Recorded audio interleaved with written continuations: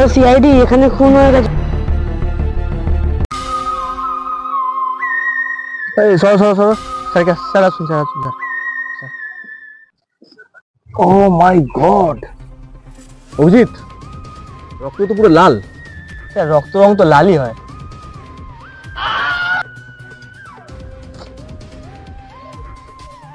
মনে হচ্ছে কাল রাত্রিতেই মরেছে।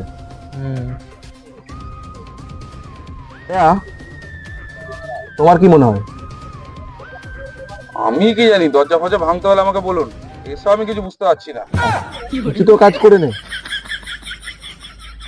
शाबाश बेटा, बहुत बढ़िया मुन्ना। এটা নিয়ে আমাকেই ভাবতে হবে। চলো অভিজিৎ দেখি।